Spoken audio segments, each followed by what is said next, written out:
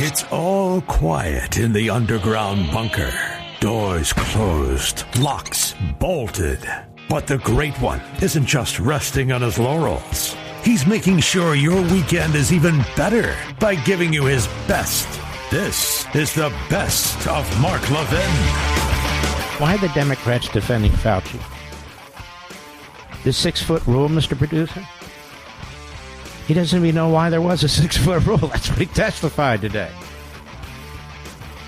I mean, I can remember all the floors, stand here, stand there, social distancing. We coined the phrase socialist distancing, and that's what it turned out to be. He, denied everything he had anything to do with. But we'll get to that a little later. Hunter Biden's trial has begun in Wilmington, Delaware. I'm surprised they didn't move it to Rehoboth, Mr. Producer. Or move it to the Lincoln Room at the White House so they could actually have a slam dunk jury. But nonetheless, this is a slam dunk case. And yes, people who lie on federal forms under penalty of perjury are prosecuted. I heard a prosecutor, good guy, say that he never brought cases like that. Well, I'm sorry to hear that. I'm sorry to hear that. You sign a tax form, a gun form, all these forms the government wants you to sign.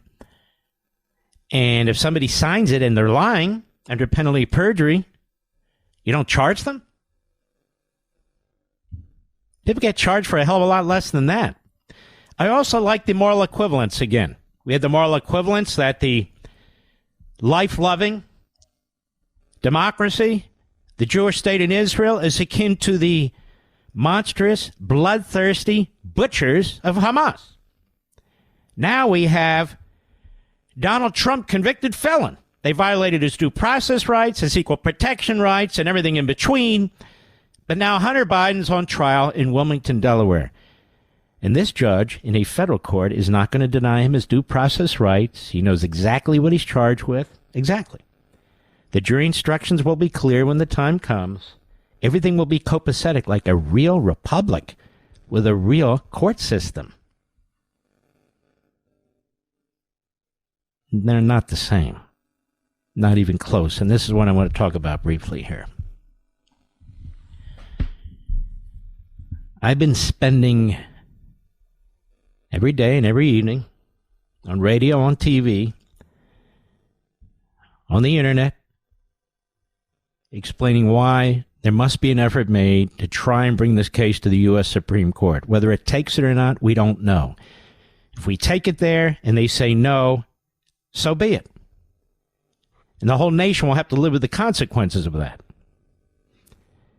But I've rejected the position of many of the television lawyers who said, really, there's no way to do it.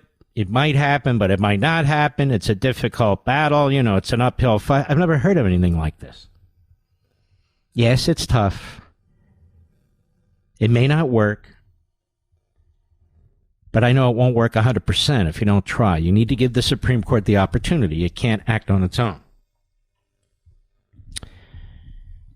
Particularly when you consider, as I explained over the weekend, and I want to put a fine point on it here, that what's happened in this case in New York, before it's forgotten, and we move on to the next issue, but I forget nothing. It's the greatest assault on our Constitution, the greatest assault on our Union since South Carolina was the first state to secede. New York is the new South Carolina. New York is the home of the new Confederacy. Same party. I'm not talking about slavery and race. I'm talking about the war on the Constitution. You see, the Civil War was a war about slavery. It was a war about the Union, and it was a war over the Constitution. It was a war between the Republican Party and the Democrat Party, as it is today. And it's a war over the Constitution. All the talk, and on Fox the talk was correct, all the talk by the former federal prosecutors, by the defense lawyers, by the legal this and the legal that, fill in the blank. Most of them were right. And you can go down a whole list of due process violations. And you can see the anguish, you can hear the passion here and there. People saying, I've never seen anything like this. In my 35 years, it's my year as a prosecutor, federal prosecutor, it's my years as a DA and a judge, my years as a defense lawyer, my years as a professor. They're correct. But then they throw their hands in the air, and that's the end of it. Well, that's where I pick it up. That's where I pick it up.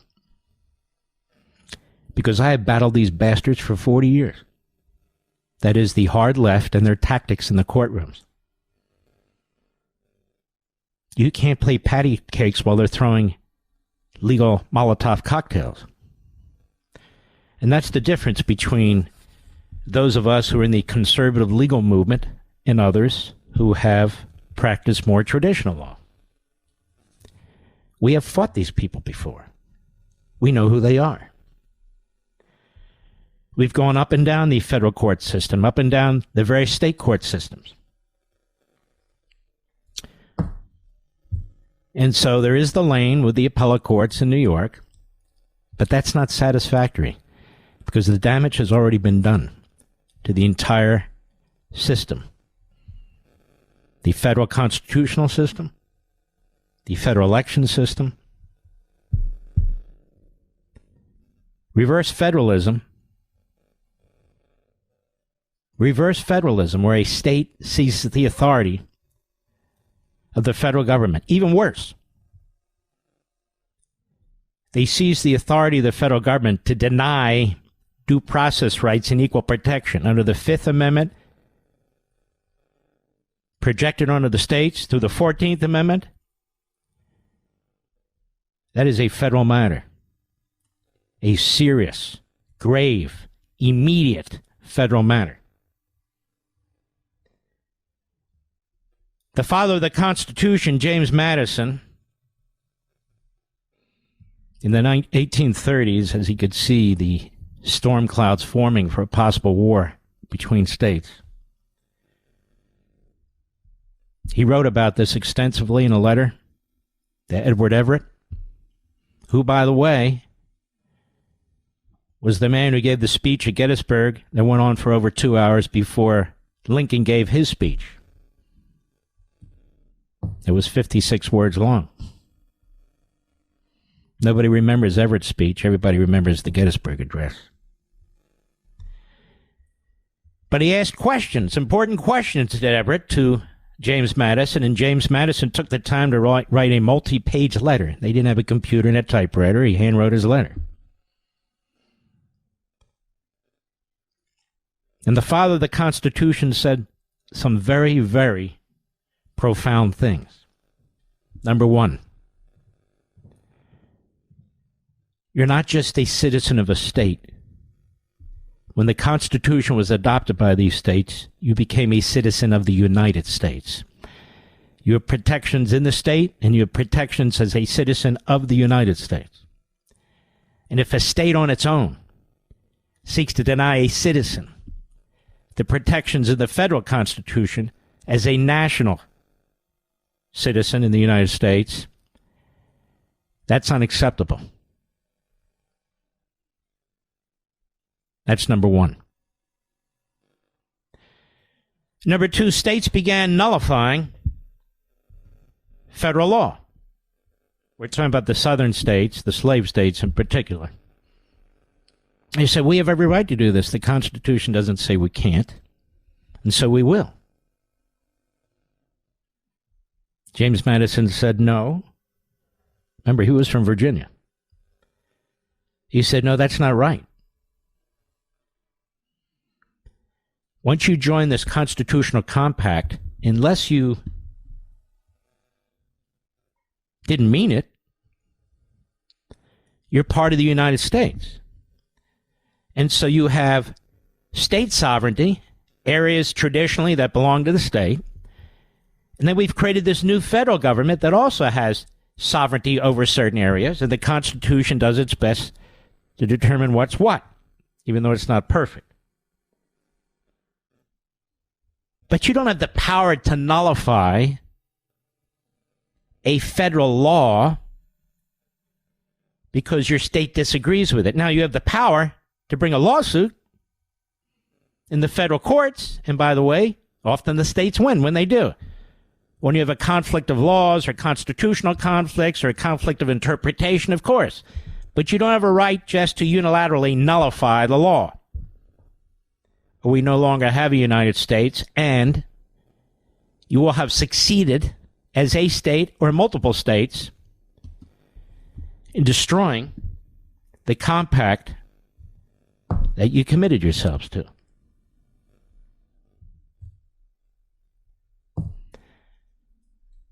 And number 3, I would add, we have a Bill of Rights. The Bill of Rights was adopted after the ratification of the Constitution. The Bill of Rights were ratified by the states as well. And over the years, I've read and studied these various state convention debates that took place. There have been excellent books written about it. There are transcripts of some of them. And I would look very carefully at 7 of them. Most of the Bill of Rights resulted from states telling what would be the new Congress, we will ratify this Constitution, but there are changes or additions that we insist on. Because those men who drafted the Constitution and adopted it in Philadelphia, they didn't want to open up the whole Pandora's box and all of a sudden have 5,000 things and criticisms and so forth. And so they said, look, please ratify the Constitution and we will revisit these issues. And so the Congress met under the Constitution. And for a while, they were ignoring what they had promised the states, except when the father of the Constitution, a representative from Virginia at the time, James Madison, stood up and said, we made a promise to these states and we have to keep it. As a footnote, James Madison was elected to the House of Representatives by defeating somebody you may have heard of as well, James Monroe. They both lived in the same county. Monroe would become president later, of course. He was not involved directly in the declaration of the Constitution, just a little bit historical fact. Madison proposed to the new Speaker of the House, look, we ought to have a committee of the whole. The whole House of Representatives should do this, put together a package. But they decided to set up a special committee with Madison as the chairman. They came up with 17 amendments based largely on what the states had raised. The states were very, very concerned that this new big government would not protect the individual. There'd been a big debate, at the Constitutional Convention over whether there should be, they didn't call it a Bill of Rights, but an enumeration of rights that belong to the individual. And the person who pushed this the hardest, you may have heard of him, it was George Mason. And one of the people who opposed it was James Madison. Madison said, if we start listing them, what if we miss something? And Mason said, well, if we don't list at least those that we believe are core, then we're not emphasizing them. Turns out Mason was right. Turns out Madison knew it. And so those amendments proposed were sent to the Senate. They whittled it down to 12. The House adopted the 12, 2/3 vote of both houses. It was sent to the states. Mark Levin.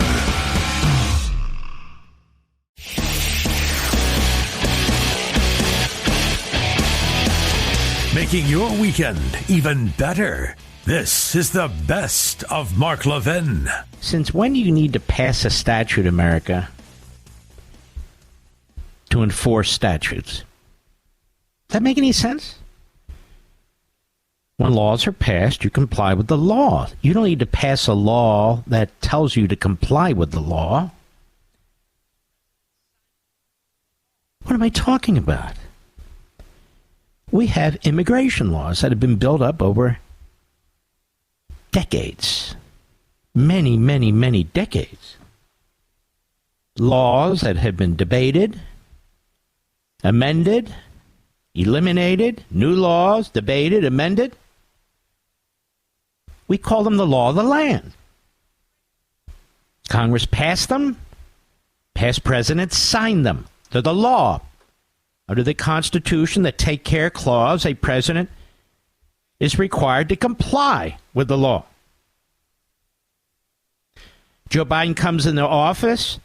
He doesn't issue 20, 30, 40, 50, 60 executive orders. He issues over 90 that affect directly and indirectly our law when it comes to immigration. And the purpose of the executive orders are to eviscerate federal immigration law, to reinterpret them in ways to make them nonsensical and inapplicable. That is a constitutional violation. Nonetheless, putting such a big issue aside, the idea that Congress needed to pass a law, a bipartisan law with about 2 or 3 Republicans supporting it, a bipartisan law with 2 or 3 Republicans supporting it, in order to, I guess, breathe life back into the already existing law, is a damnable lie. Joe Biden is a lowlife. He is detestable. He is a dangerous man. He always has been. He's unfit for any public office. He seeks power for power's sake and for profit. His reprobate son, who paid for sex, prostitutes, in many cases, they're sold into slavery, who was a drug addict, who illegally purchased a gun. Is there anything this guy didn't do? He's a chip off the old block. That's what he is. And who can forget his daughter's diary, which he does not deny, where Daddy Joe would take showers with his daughter. I have a daughter. I never took showers with my daughter. How sick is this guy? And we have allegations of him rubbing the shoulders and the necks of little girls and women and smelling their hair. This is a sick pervert. And Tara Reid escaped the United States. She had to leave the United States to go to Russia, for God's sakes. To get away. She accused Joe Biden when she was like 28 years old, a very attractive staffer, of molesting her, a.k.a. raping her, in a hallway on Capitol Hill. Nobody believed her. All the Me Tooers, silent, just as they're silent about all the brutal rapes that took place in Israel. It's a phony movement.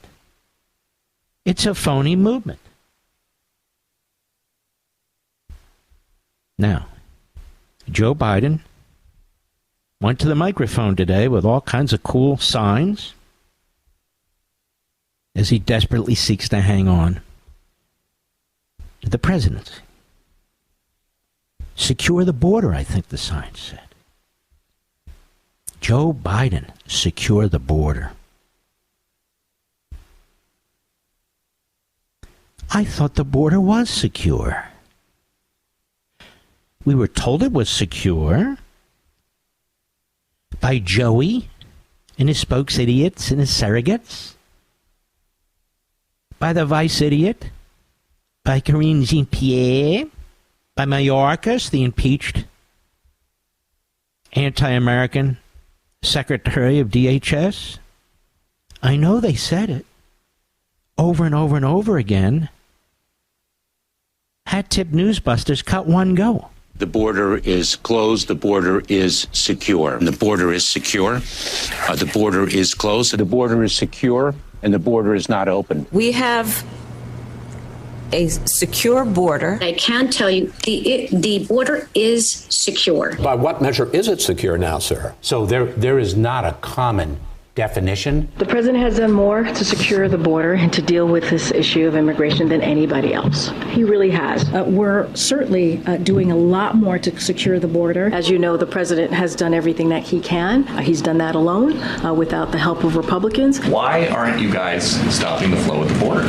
We are stopping the flow at the border. Secretary Mayorkas, do you continue to maintain that the border is secure? Yes, and we are working day in and day out to enhance its security. The removal of Title 42 does not mean the border is open. The border is secure, but we also have a broken immigration system. We have done a lot of work here to fix this system. I think the message is, in fact, not to come to the border. I don't think the more than 1.5 million people who have been removed or expelled from the border would consider the border open. Somebody walks into Texas or Arizona unvaccinated, they're allowed to stay.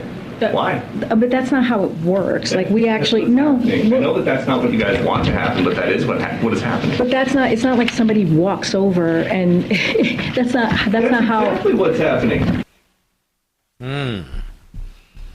Wow. Don't you get sick of this regime lying to you about everything and anything? Don't you get sick of this?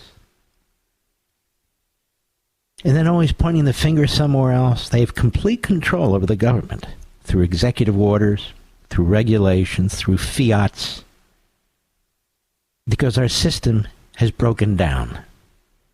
Impeachment doesn't work. The courts, for the most part, not exclusively, for the most part, are owned now by the Democrats.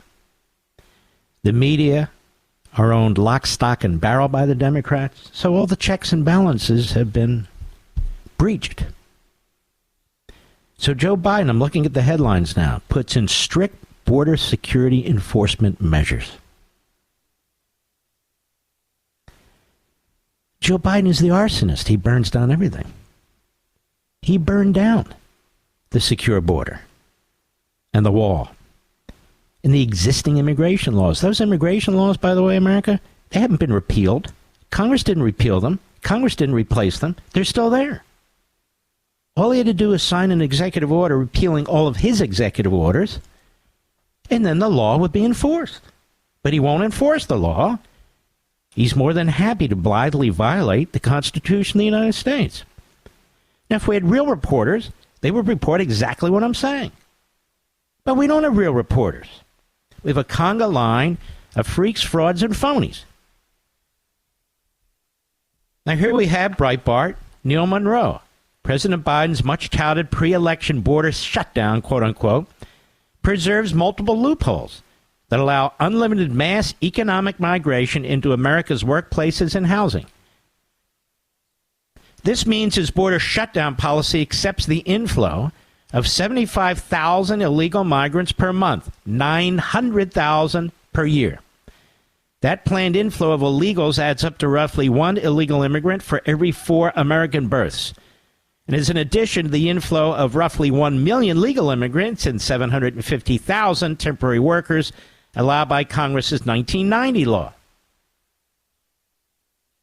Yet the Biden plan also exempts a huge number of extra migrants who enter via his border loopholes. Those exceptions are already delivering at least 85,000 migrants across the border every month, or 1 million a year, without approval from Congress.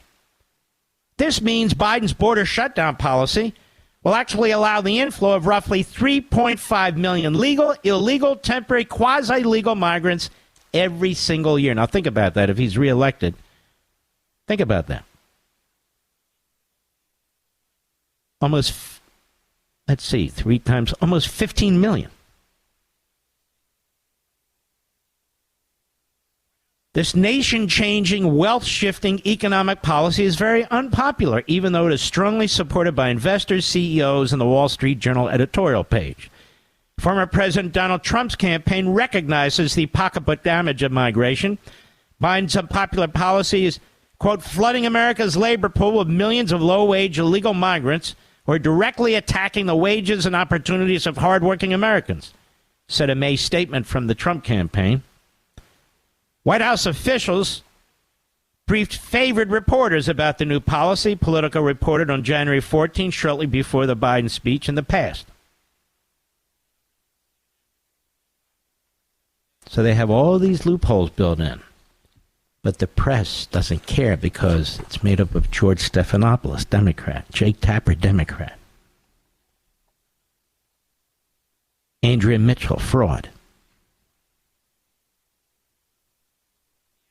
Over at the Right Scoop, they write, Joe Biden has issued new executive orders for the southern border that are designed to, quote-unquote, shut down the border, where the numbers exceed an average of 2,500 for 7 days. But here's more from the Blaze. Blaze is a wonderful news operation. The Biden administration issued a set of executive actions that would temporarily suspend entry for non-citizens if the southern border sees a certain number of illegal crossers in a 7-day period. If the average number of border encounters exceeds 2,500 in a 7-day period, entry to non-citizens would be suspended until 14 days after a 7-day average of 1,500 border encounters. According to Fox, in the 24 hours before the White House declaration, the border saw 5,200 encounters and has averaged 5,000 per day for a week. Can you imagine this, Mr. Producer? That's 150,000 or more every damn month. Every month. Per U.S. Customs and Border Protection data, the 30-day average from April 2024 was actually 5,900 encounters per day. Under Biden's new rules, if the border saw 2,499 daily encounters, right below the threshold, without any suspensions, that would total over 912,000 encounters in a year. That number, while significantly lower than any figure achieved by the Biden administration, will still be higher than any year under President Trump. So now, you see, we've dumbed down what a secure border means. A secure border means massive illegal immigration. We've dumbed down what a tolerable number is. 1 million a year. But it's worse. Fox News reporter and expert on the border, Bill Malusian, explains why these executive orders won't actually shut down the border. Here's what he tweeted. In no way can Biden's executive order be described as shutting down the border. It bans asylum to some illegal crossers, with some exceptions. It does not stop or slow up to the 1,500 migrants per day released into the U.S. via CBP, one app at ports of entry, and does not stop or slow up to 30,000 migrants per month flying directly into the U.S. They're flying illegal immigrants into the United States and being released into the country via Biden's mass parole program for Cubans, Haitians, Nicaraguans, and Venezuelans. It doesn't even apply to the affirmative steps Biden's taking to bring illegal immigrants here. And next, of course, peaceful Palestinians from Gaza to join the other peaceful Palestinians in our streets attacking Jews and other Americans. Unaccompanied children, minors, are exempt from the order. Got that? Which will lead to concerns about child trafficking, and migrants can still fear in an attempt to avoid deportation. Also, asylum has already been banned for most migrants who cross illegally since the end of Title 42 last year.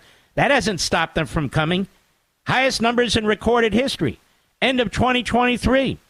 But there has been no explanation as to how the administration will be able to begin the mass removals of migrants coming from another hemisphere with governments that don't cooperate with the U.S. And we have no place to hold them in order to deport them. This is all a sham. It's a Potemkin immigration policy. The media will tout it with their headlines because they want Biden to win. Biden is a sleazeball. His family is scum. That's right, I said it, and I mean it. Mark Levin.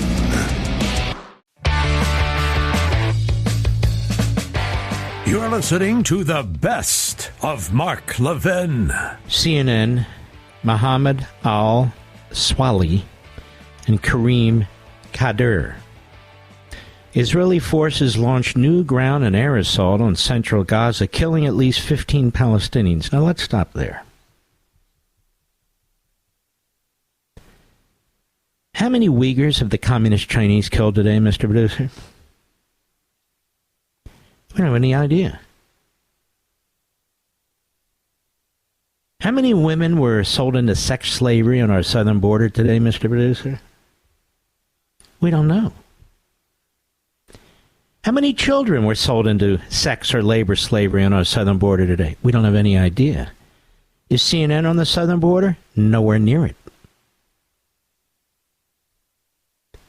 How many Americans were killed in our streets today? Today. We don't know. How many people died in Haiti today, which is a complete chaotic hellhole with these gangs murdering and raping randomly? We don't have the foggiest idea. Why? Why? How many Ukrainians died at the hands of the Russians today? You can see on the internet. We don't know. We have no idea. How many Christians were murdered? How many black Christians were murdered in the Congo by black Muslims today? We don't know. How many Syrians today were slaughtered by their government? We don't know. How many Iranians were murdered by the Islamo-Nazi regime in Tehran today? We don't know. Why don't we know? How many Yemenis were killed by the Houthis today? We don't know. How many Lebanese were killed by Hezbollah today? No idea. None.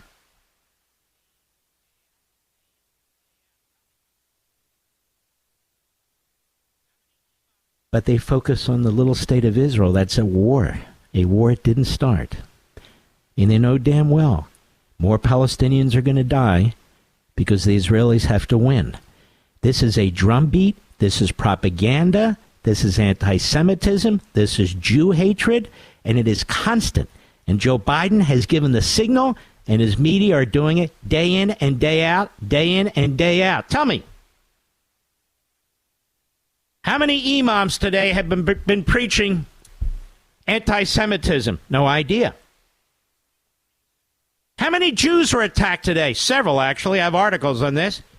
Why isn't it a headline on CNN? We know why. What exactly is the Biden administration, the Attorney General, the head of the Civil Rights Division, the Department of Education, the head of the Office of Civil Rights, the Department of Homeland Security and their immigration policies and student visas? What exactly is this administration doing to prevent people from attacking Jews, people from threatening America, from coming into our country, or once in the country, to stop them? We don't know. Why won't the media report on it? We don't know.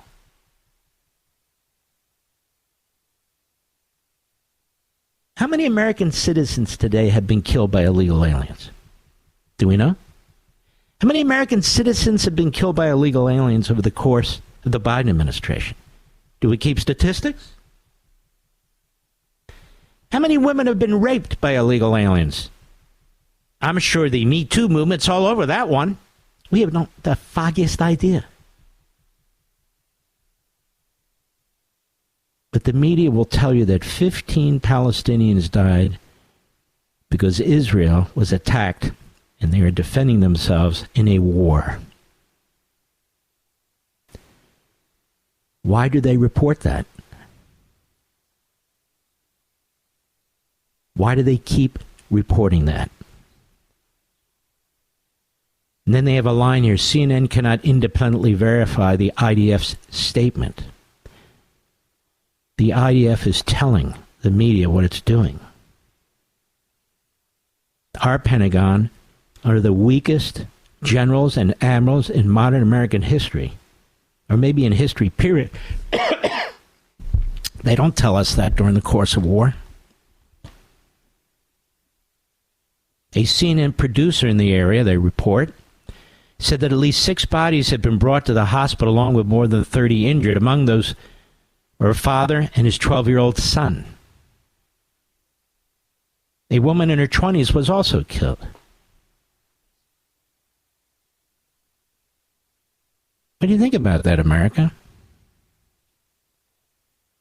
News of the latest assault, they write, comes as the former Israeli Prime Minister Naftali Bennett told CNN the war with Hamas had lost momentum and that Israel should pressure Hamas by pushing on with its controversial operation in Gaza's southernmost city of Rafah. It's not controversial in Israel.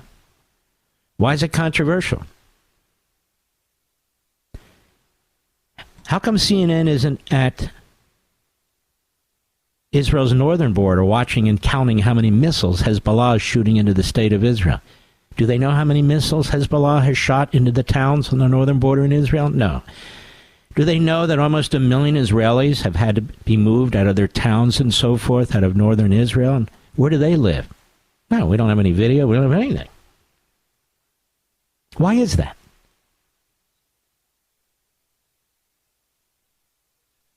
How many women and girls are being held in Iranian prisons right now and being raped and tortured? We have no idea.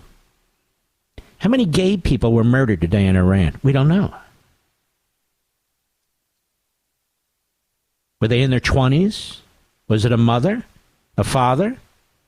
How about children? How many children were murdered in Iran today? We don't know. Well, why don't we know? Because CNN isn't telling us. Nor is MSNBC, nor are the newspapers, nor is anybody. Why? You see, ladies and gentlemen, the Jews are protecting themselves. And that's a bridge too far. Joe Biden is an anti-Semite, and I want it repeated, and I want to be quoted from here to eternity, from here to the end of the earth. And Joe Biden, for half a century, has been an anti-Semite, just as he was a racist and a bigot. But anti-Semites are very good. Very good.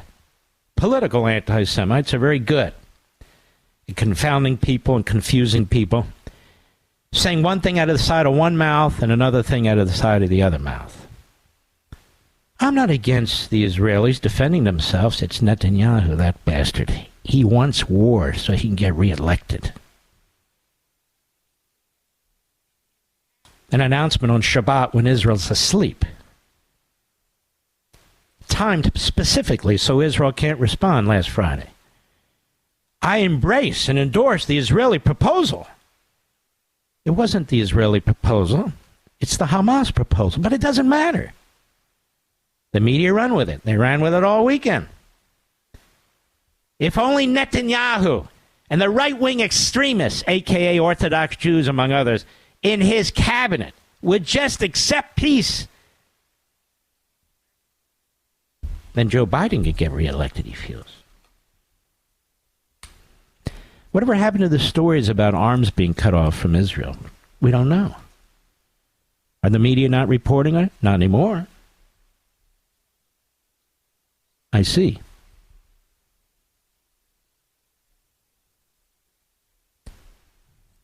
You know, I wrote a whole book on this, on freedom of the press. The American media isn't the American media. It is Marxist, Islamist in ideology, and it is a one-party media, period.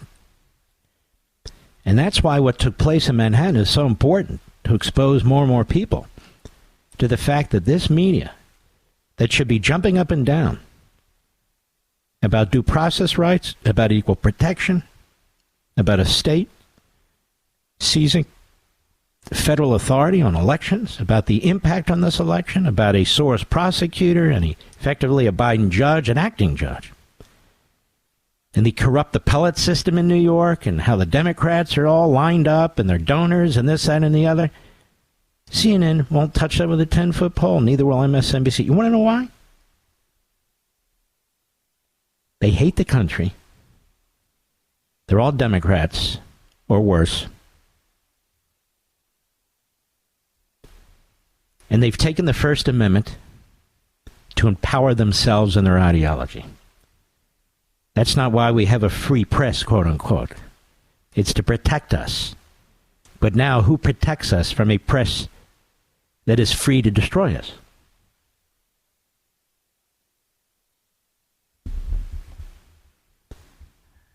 It's just shocking.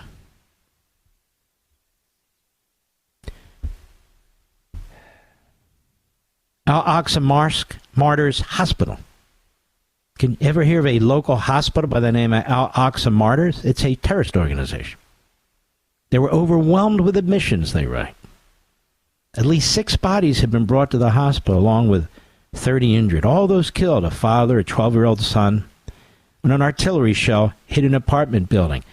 Did not the Israelis spend 6 weeks urging people to leave the area? Did not they spend 6 weeks helping them leave the area? Helping to transport them? Helping to medicate them? Helping to feed them? What did Hamas do during that 6 weeks period? Kill their own people. Which raises the question, CNN, how many people were killed today by Hamas? How many Palestinians? In fact, how many Palestinians have been murdered since Hamas took over? Since the Palestinians voted Hamas into office? How many Nazis were killed by the United States? Did we have a daily tally? Did we have a daily tally? Did our media go to Nazi hospitals like the Third Reich Hospital? And then report on 12-year-olds and fathers and mothers and so forth? I don't recall that. Do you, Mr. Producer?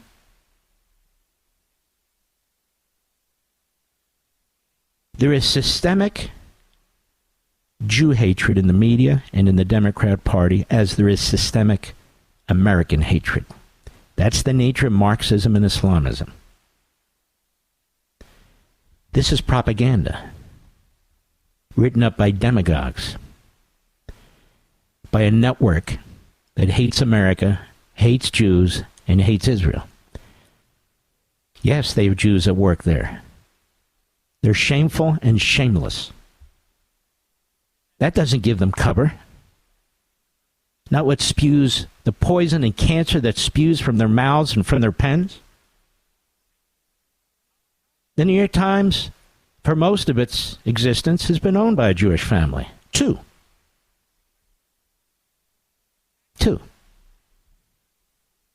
Does that excuse them lying in bed with Joseph Stalin and the millions of people that he murdered? Does that excuse them for having a chief correspondent in Berlin that was sympathetic to Hitler and the Third Reich, and they knew it?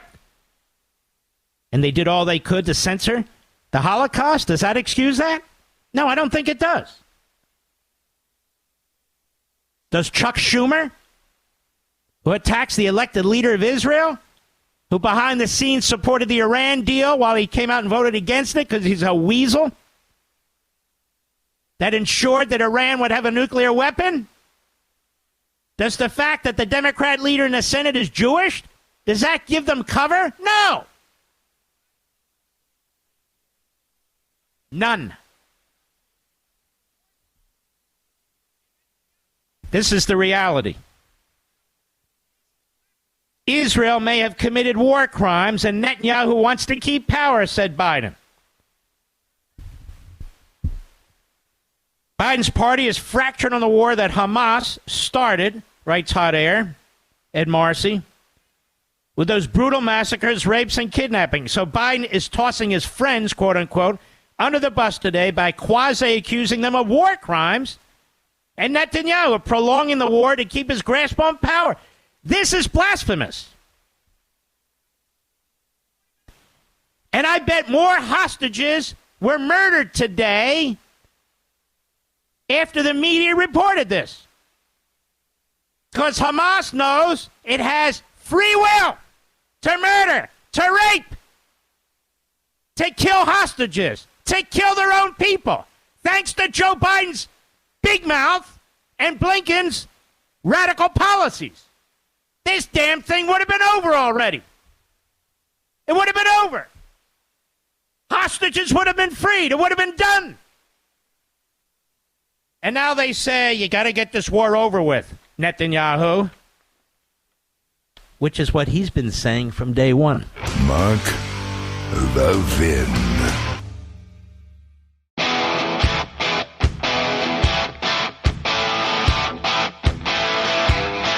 The Great One makes your weekend even better. This is the best of Mark Levin. Of course, a lot going on. A lot of it's legal, which, of course, is in my zone. Constitutional, which is right in the middle of my zone. The question is, ladies and gentlemen, and we are going to cover a lot this evening, the question is whether the appointment of Jack Smith as a special counsel is constitutional. That is an argument that is going to be heard by Judge Aileen Cannon in a Florida Supreme Court, Fort Pierce Courthouse.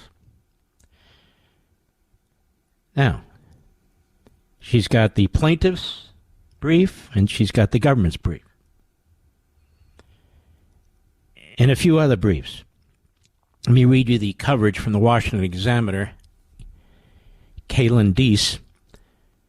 Federal judge presiding over the former President Trump Florida classified documents case will allow scholars to participate in oral arguments for and against the constitutionality of Jack Smith's appointment as special counsel.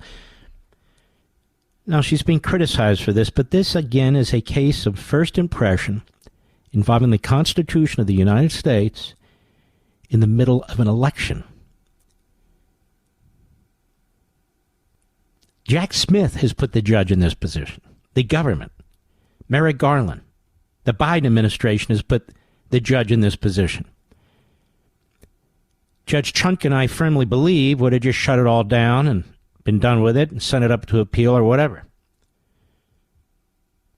U.S. District Judge Aileen Cannon said in an order Tuesday that she will allow 30 minutes for each legal scholar to present their arguments at a June 21 hearing about why Smith may or may not have been legally appointed by the Department of Justice. The hearing is part of Trump's broader effort to dismiss the 40-count indictment accusing him of willful retention of classified records and efforts to obstruct the federal government's retrieval. In other words, President Trump's lawyers made the filing, they have the standing, that this appointment was unconstitutional. The government responds and says that no, it was constitutional. And then people who have some knowledge in this field can file amici or friend of the court briefs if both parties agree. And the judges looked at those apparently and said, you know what, we have some brilliant people here. We can certainly see what they have to say about the subject. They have filed the briefs, and I have some questions for them. Now, experts arguing in favor of and against Trump's position include South Texas College of Law professor Josh Blackman, attorney Jean Scherer, former clerk to Justice Antonin Scalia, and Matthew Seligman, an attorney representing an anti-Trump coalition of constitutional attorneys and former ranking government officials. Cannon previously allowed the experts to file amicus or friend of the court briefs for and against Trump's motions to dismiss. In May, she allowed non-parties to the case to request access to participate in oral argument at the hearing so long as they made requests by Monday. Josh Blackman, South Texas College law professor, also an expert on this subject, will represent Landmark Legal Foundation. I've told you Landmark was involved in this. I am the chairman of the board of Landmark Legal Foundation. Now, that said, I don't make these decisions on specific cases, But as I've explained over the decades, Landmark Legal Foundation, this is what we do. So one of the 3 oral arguments, 30 minutes each, is assigned to Landmark's lawyer, professor. There are actually several. An additional expert.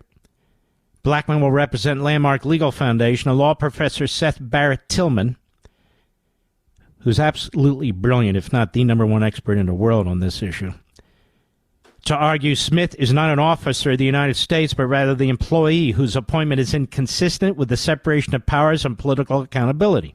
Right. Scheer will provide the argument that the special counsel is a principal officer whose appointment by Garland should require a Senate confirmation. That's correct. Smith does not have authority to prosecute this case, according to this brief. And who does he represent?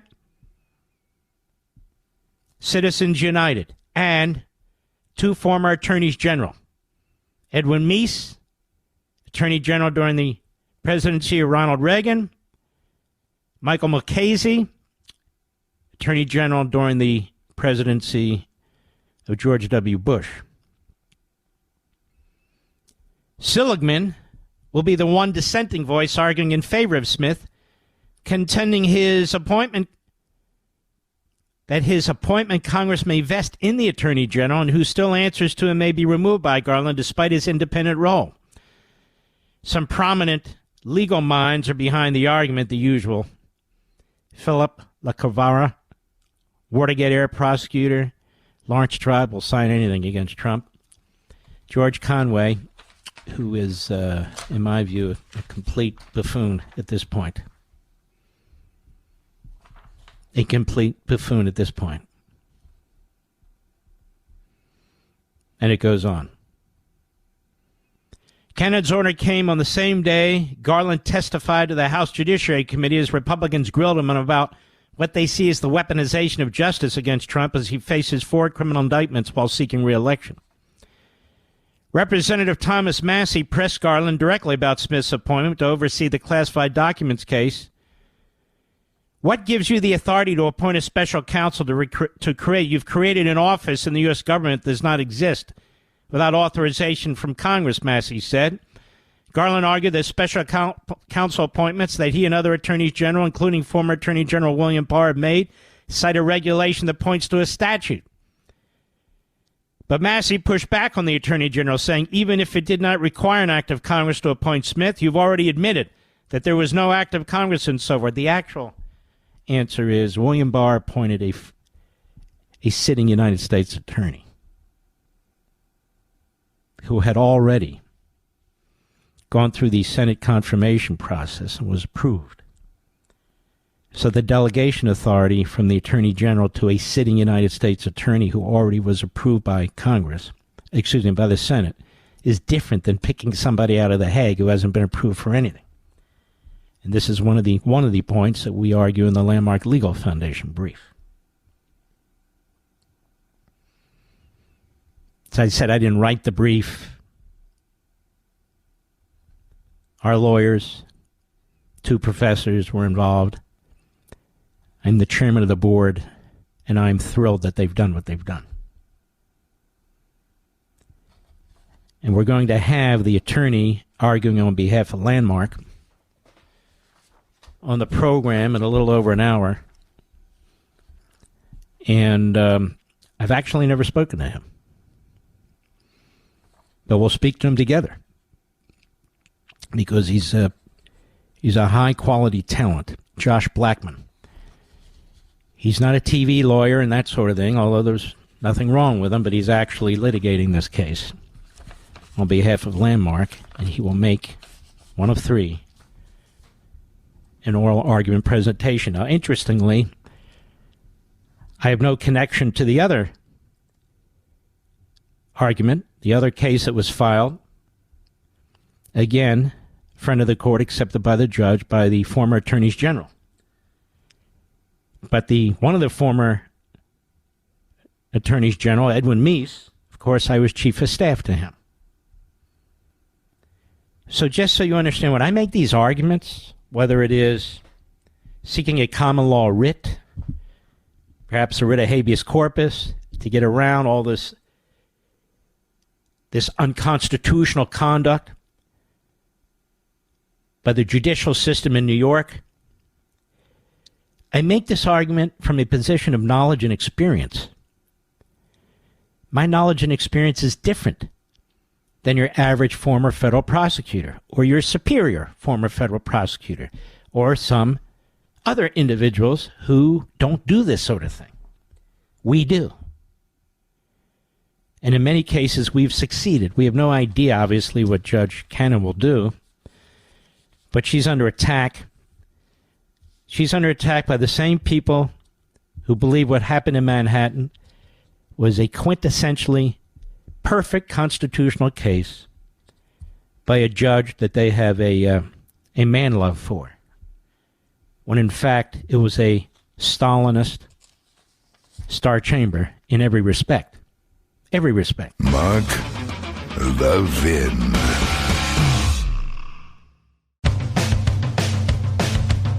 We're giving you nothing but the best of Mark Levin. Boy, do we have a killer Life, Liberty, and Levin on Saturday.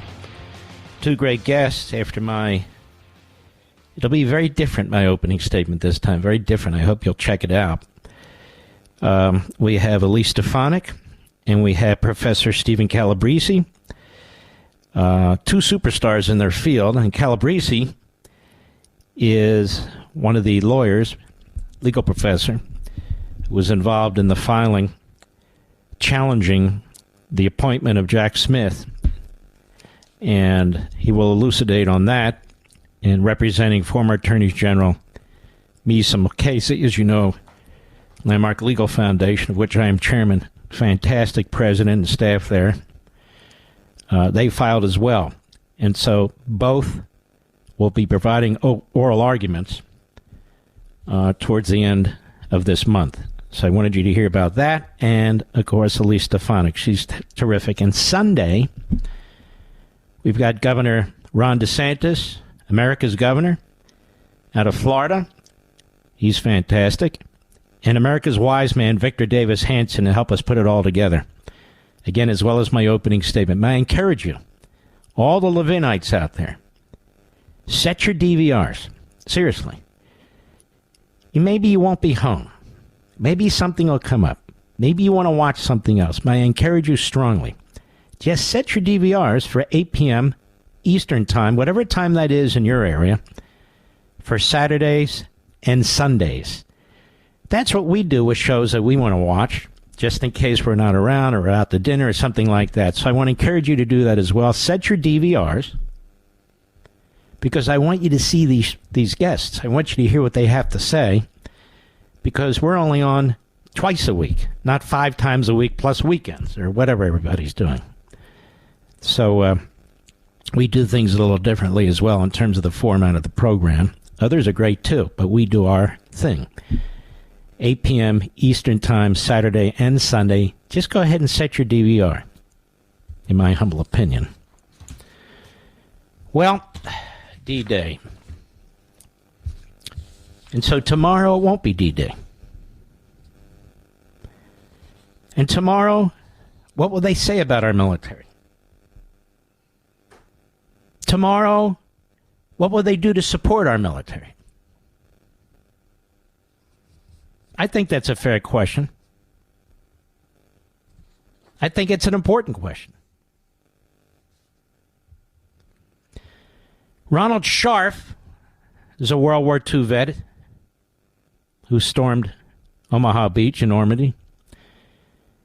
And he was interviewed by Martha McCallum, who deserves all the credit in the world. She is fantastic. She's a real journalist. She's a patriot. There she is in Normandy. She cares very, very much about these veterans, and you can see it and feel it. And I happen to know she's a very lovely person. And she's interviewing Ronald Scharf. And let's listen to that. Cut 9, go. When you're here with all of these brothers and people who experienced the war as you did, and also the subsequent wars in Korea and Vietnam, what do you think about the state of our country today? How do you feel about the country that you worked so hard to stay free, to keep free? The real truth? Yeah. I feel like a foreigner in my own country lots of times, and I don't like it. It makes my heart real heavy. And I just hope we can pull out of this. There's too much Hollywood going on in Washington all the time. The important subjects they don't cover. So the thing is, I hope all the guys will rally up and we'll go back and straighten it all out. Mm-hmm. Good Lord, these men are from a different time when we had such pride and patriotism throughout the country. Now I would say maybe it's half the country, to be perfectly honest with you. It's half the country that see what's happening, like Mr. Scharf, and the other half are on the attack. Cut 10, go. Do you think 16-year-olds would fake their age as you did in order to go off and fight for the country today? 16-year-olds today? No, I don't think so. It was a different generation. Each generation is a little bit different. And I think that all the generations are great, but I think some of the ones they got now are a little lazy. And I think they got to show more pride in their country than they do. I don't like to see that where they'll take a flag and drape it around them or put it on top of a Jeep or something like that. You got to respect your flag. That's your country. And I'm just hoping I never run into anything where somebody's trying to burn the flag, because I'll stop them right now. See that? See that?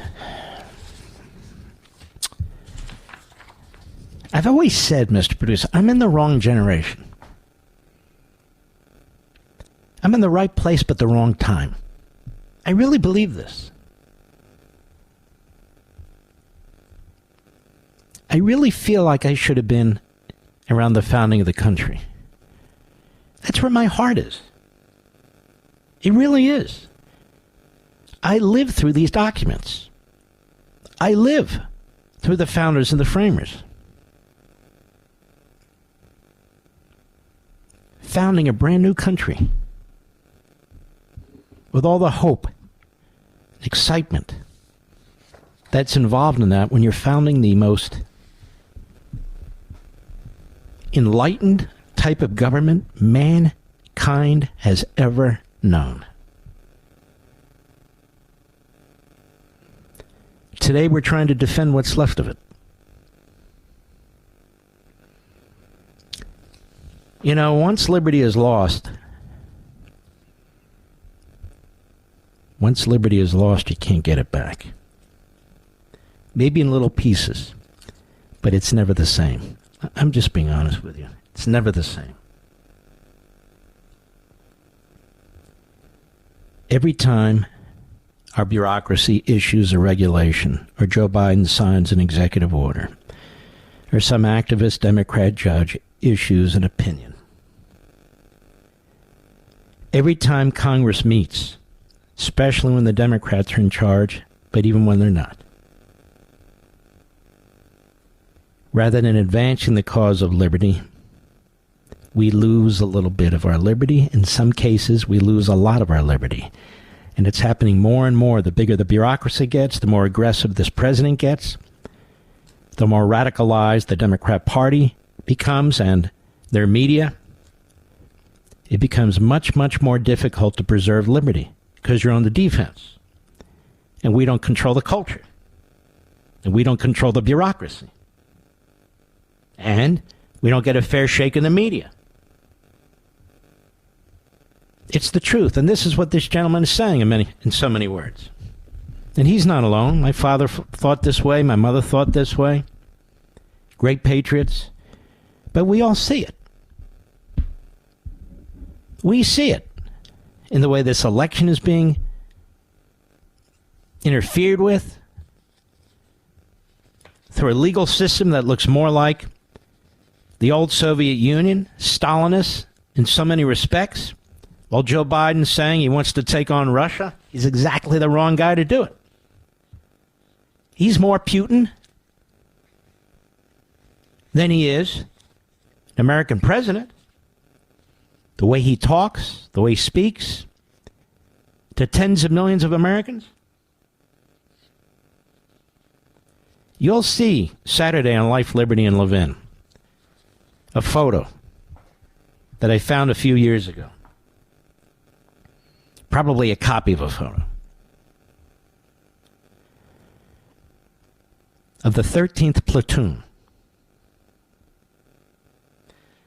I don't know what regiment, but ultimately part of the Marine 5th Division. You're going to see a photo of these men. And when you watch the show and you look at that photo, the vast majority of the men in that photo, if I had to guess, about 150, 200 of them, I didn't take the time to count, died at Iwo Jima. The vast majority died fighting on Iwo Jima.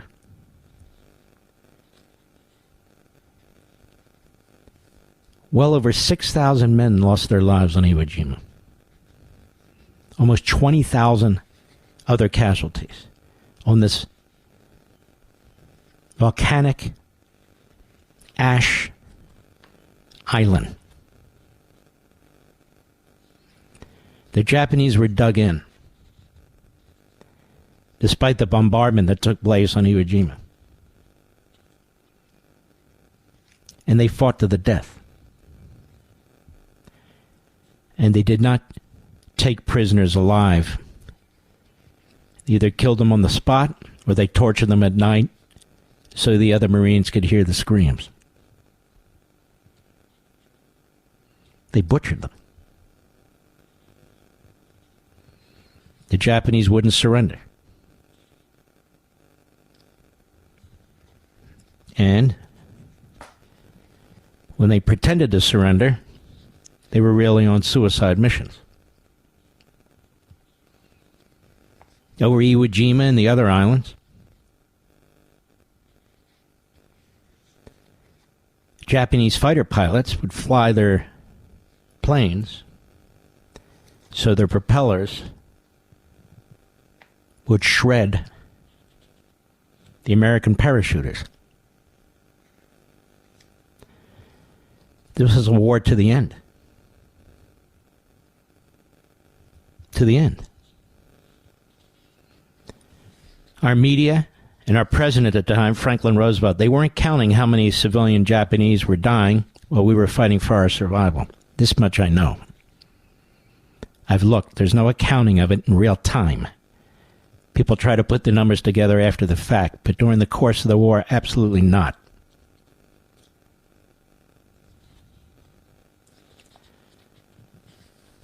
And he fought. Did Mo Rubin. His real name was Maurice. He hated it. Before the Battle of Iwo Jima, he was in the Battle of Guam.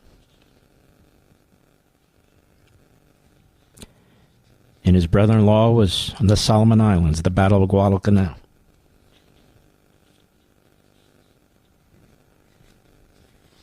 I don't remember them being white supremacists.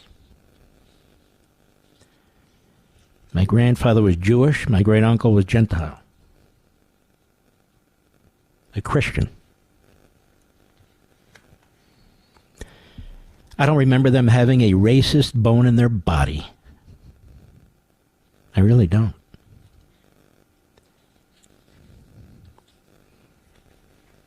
I've told you the story of my father.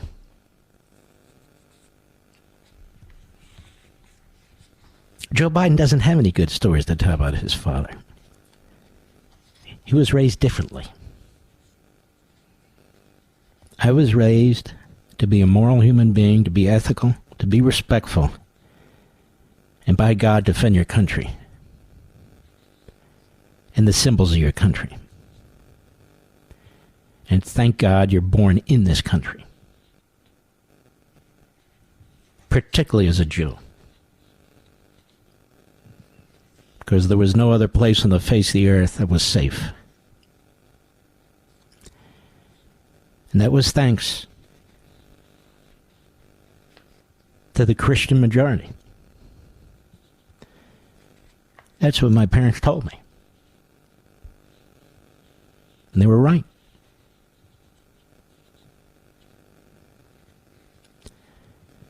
My father, after World War II, he marries the love of his life, who he met. And they were married till they died, 4 months apart, 5 years ago. And what I remember my father telling us is that when he took a train, he was born in one of the poorest areas of Philadelphia, but when he took a train, when he was a young man, from the outskirts of Philadelphia, he took it to Washington, D.C. in the late 1940s. When he saw at the train station in Washington, D.C., the nation's capital, a water fountain that said whites only, a men's room that said whites only, he was stunned.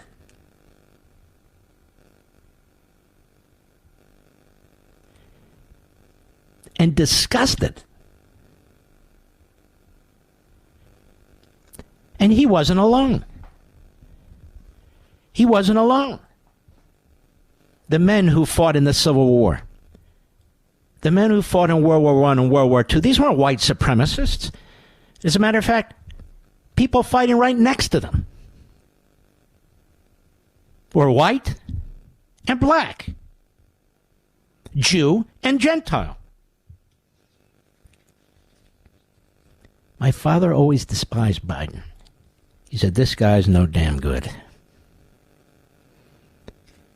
said he's a bigot. He's a demagogue. He doesn't mean a damn thing he says. He was right. 100% right. The things Biden says about this country are horrendous. Reminds me of Obama. I understand everybody hasn't served. I didn't serve, but I love my country. Trump didn't serve, but he loves his country. But if you haven't served and you're president and you attack this country, you're a real lowlife.